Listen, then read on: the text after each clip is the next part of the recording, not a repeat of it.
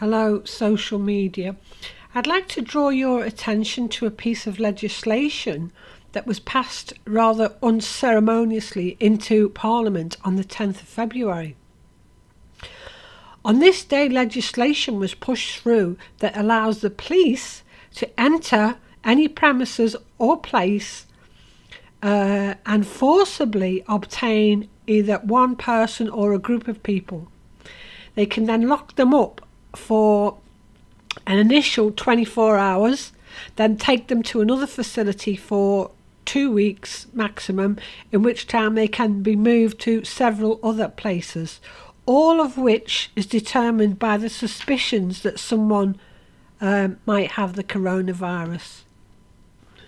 This legislation has been passed in England only. So it's given the police the powers to forcibly detain anyone, any group, even whole neighbourhoods that their government has declared are coronavirus areas. This is the seeds of the next phase of total control over the population.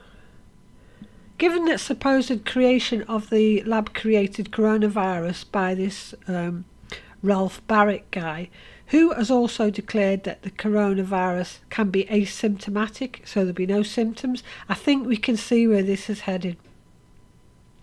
Especially with made-up stories to promote this scam even further, such as those claims that a prisoner in Bullingdon Prison has been diagnosed.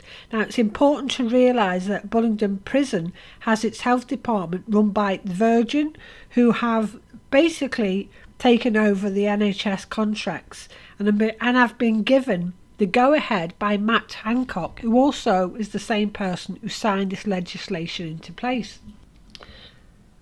Patient care by outsourced private contractors like Branson's Virgin Care gives these people the opportunity to infiltrate the healthcare system and to toe the party line with either false information or even forced treatment during this alleged pandemic.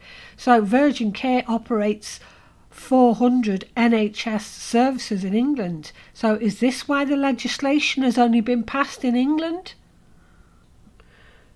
Branson is also linked to Garvey, who set the prices for vaccines, and he's teamed up with others on vaccine drives. So I think it will be interesting to see the stories that come out about corona that link back to Virgin and its GP services and healthcare facilities. As for the little prat that is Matt Hancock, the ex-Bank of England economist, who has signed this legislation into Parliament. This is the same man who was in charge of the Department of Commerce, Media and Sport, which was changed. It changed its name to Digital Commerce, Media and Sport quite recently. And he's the same person who's behind the 5G agenda as far as the funding went. Now, we can see once again this revolving door of eugenic pushers being put in control each step of the process. So I'll leave that with you.